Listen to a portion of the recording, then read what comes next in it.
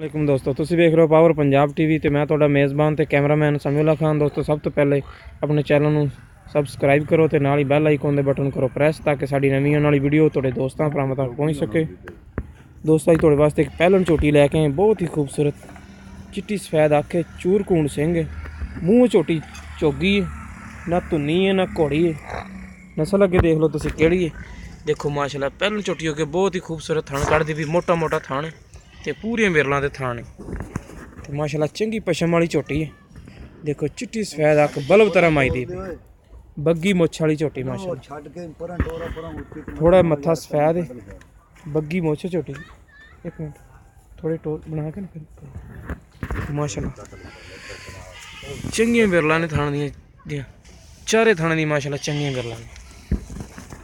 देखो माशाल्लाह पिछले खोर दोनों सफेद ने झोटी दे। ऐसे इधर गल है। देखो माशाल्लाह झोटी थाना दी बिरला देख लो।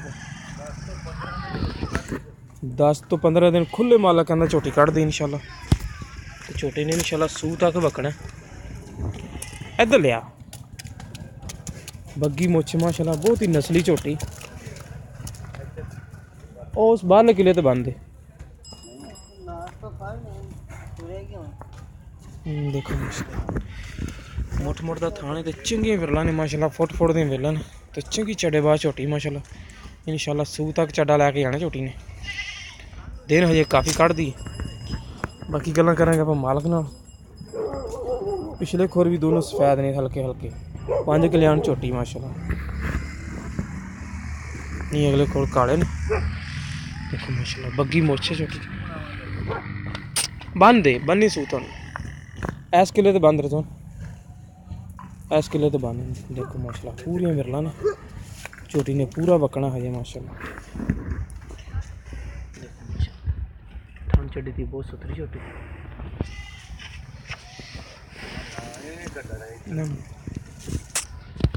बग्गी मुछ वाली झोटी माशाल्लाह, बिल्कुल निक्के निक्के सिंगी है, हथ रखा सिंगी लोकदी माशाल्लाह। देखो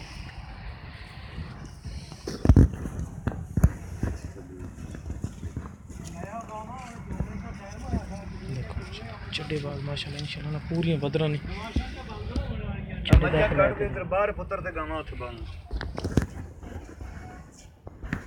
चिट्टी सफेद आके बल्ब तरह माई दी।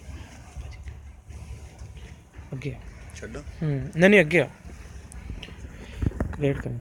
अस्सलाम वालेकुम जी। वालेकुम की ना भाजी अपना? कुर्बान अली। कुर्बान अली भाजी, ये झोटी किनवे सुबह है? पहलन जी। पहले किन्ने दिन कढ़दी है? ये 10 तो 15 दिन दे पै ने। 10-15 दिन पक्के कढ़ जाएगी। पक्के। ते मूँह किदां है? मूँह चौगी हुण हुंदी पई। मूँह चौगी हुण हुंदी पई, सही। अच्छा इनदी प्यार मुहब्बत वाली कीमत की? कीमत तो असीं 2 मंगने हैं, वैसे प्यार मुहब्बत कर लांगे। ठीक है। लो जी दोस्तों, 2 लाख रुपये कीमत करदे पैन, प्यार मुहब्बत कहंदे कर लवांगे। जिस मेरे वीर नूं पसंद आवे साडे नाल राबता कर सकदा।